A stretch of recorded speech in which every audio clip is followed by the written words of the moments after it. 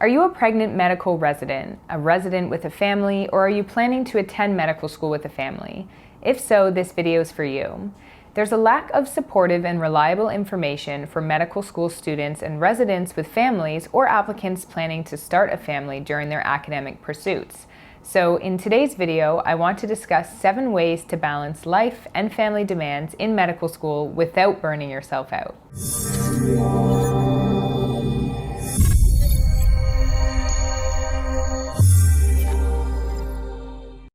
A quick intro before we begin. Hi, I'm Nadine Evans, an admissions associate at BeMo Academic Consulting. Make sure you subscribe on whatever social media channel you're watching this from now so you don't miss any of our upcoming videos.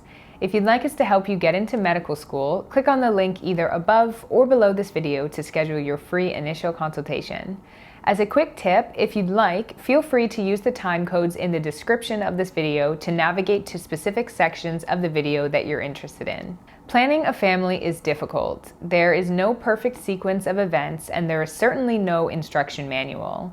Planning a family as a student or professional learner is a balancing act, perhaps even more so than those with well-established careers. However, with a supportive network and an open mind, it's not impossible to meet both your personal and professional goals. While attending medical school with a family can be difficult, there are many parents who have traversed the road ahead, and with it they have left behind some of their wisdom that I'll discuss today. The first way to tackle medical school with a family and balance life and family demands is to master time management skills. Although this is an important consideration for all medical school students and residents, this becomes paramount for parents and future parents. You will have classmates with ample time to participate in activities, to procrastinate, to socialize, and travel, all still while doing well academically. However, in order to reach your full potential academically, you will need to appropriately allocate time to maintain a strong and sustainable work-life balance. I strongly recommend creating a Google Calendar where you can allocate time for family, academics, and wellness activities each month in advance. In addition, you can share your calendar with friends and family in order for them to check your availability while planning events. Your life may seem like it's been run at military precision, and sometimes you may not meet every goal you establish for a given day, a week, or even a month. However, in order to stay well physically, mentally, and emotionally, while still excelling academically in a sustainable way, allocating your time, attention, and priorities appropriately is necessary. Number 2 is to prioritize communication. Communication is key in every relationship. However, as a partner and parent, this becomes integral. It's easy to get wrapped up in the depths of fatigue and sacrifice communication as both a parent and student. For example, if you're coming off a 24-hour shift at the hospital, communication with your partner or family may be the last thing on your mind. Therefore, I recommend that you give your partner and yourself time set aside specifically to communicate. This could be something like putting aside 30 minutes every day after you wake up or before bed to simply discuss your day together and touch base to ensure everyone feels supported and heard in any frustrations that they may have. This is not the time to discuss a particular case nor to bicker about parenting styles, but a time to devote to your partner and their well-being. After all, it is this support network, if nurtured, that will get you through the darkest times in your journey. Number 3 is to optimize your learning. Take a moment to think about your learning style. Are you someone who retains details by writing notes while sitting in a lecture theater? Are you someone who learns best from discussing cases with classmates? Do you retain information more effectively if you handwrite or if you type it? In order to succeed early, you need to identify this and move forward with this in mind. It may take your classmates 6 to 8 months to really learn their own style. However, with a family, you need to be strategic because this is the time you simply do not have. In addition, professional and residency programs are different than any undergraduate programs in that you cannot simply memorize all the details due to the sheer volume and complexity. If you can identify your learning style early on, you will be able to optimize your study time to reflect this. This is important for all applicants, but even more so for current and future parents because you want to select a program that supports students like yourself and that will support you in your journey. Number 4 is to maintain or gain a support network. This is of utmost importance. Medical school and residency are a grind, and without the help and support of partners, family, and friends, it becomes even more difficult to find a balance and to do so in a guilt-free way. I can't stress how important it is to have a supportive partner on whom you can rely on while you're in class, on call, or at the hospital, for example. So ask yourself how much help your partner will be, and be realistic. For example, does your partner cringe or shy away from changing a dirty diaper? If so, you will need to fill that void with help. This is where living close to active grandparents, aunts and uncles, and friends becomes incredibly useful. In addition, daycare is another consideration. Depending on your program, this may work out flawlessly, as you and your partner can easily coordinate pickups or drop-offs between 7 a.m. and 5 or 6 p.m.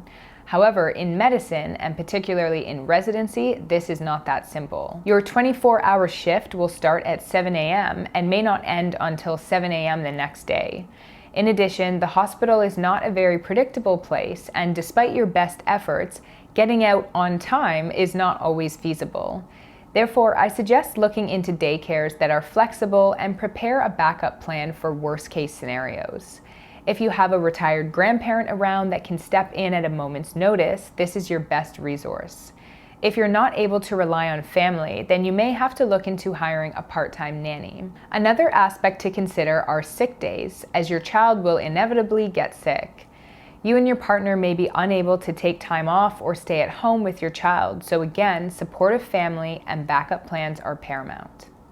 Number 5 is getting on top of your finances. Finances are always a factor when deciding to have a family. However, they are even more of a consideration when you pursue a medical degree with a substantial sum of student debt awaiting you. Finding financial stability as a medical student or resident can be overwhelming, and adding a family member may make that seem unattainable. With that being said, there are a number of factors to consider which significantly play into your financial portfolio, such as your partner's profession, undergraduate debt, tuition, living expenses, childcare costs, and financial assistance from family, as well as your ability to qualify for professional lines of credit. There are areas where you may be able to cut corners in terms of budgeting. However, I don't recommend doing so when it comes to childcare. You will be working and studying long hours, and you don't want to have the added stress of wondering if your child is being adequately nurtured. Number 6 is considering fertility. So a woman's likelihood of infertility starts increasing past the age of 30, and although you may delay family planning until you reach financial stability, you could do so at the detriment of your own fertility if you're a woman. As a medical student, for example, if you and your partner wait until the 6 to 10 years, depending on your residency length, to conceive, it may be more difficult than you anticipated. This can be a serious consideration for those starting medical school at age 24 and finishing at, say, 32. You'll have to think about whether it's best for you and your partner to conceive during medical school, to wait until you graduate, or to put medicine on the back burner to make a decision for you and your family. If adoption or surrogacy are more appropriate routes for you and your family, note that these also include a significant time and monetary commitment, and you may not want to delay this process until you've completed your program. When you start medicine, many aspects of your life may get put on hold. Regardless of you or your partner's gender, starting a family is a mutual decision, and your partner must be extremely understanding, patient, and supportive of your unpredictable schedule, as you need to be if your partner is pursuing similar educational and career goals. Family members have to understand that you cannot always attend birthdays, weddings, and reunions.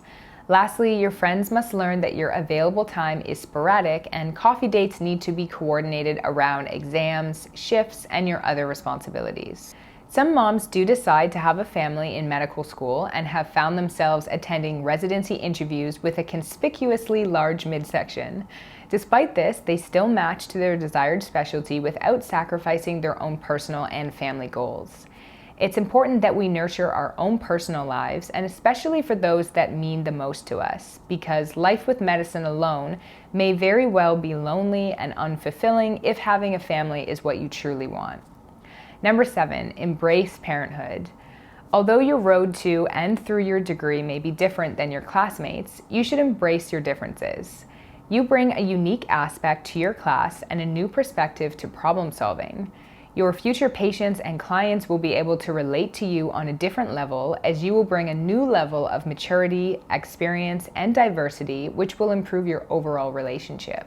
Lastly, attending medical school with a family or residency with a family can help you in your MMI and your panel interviews.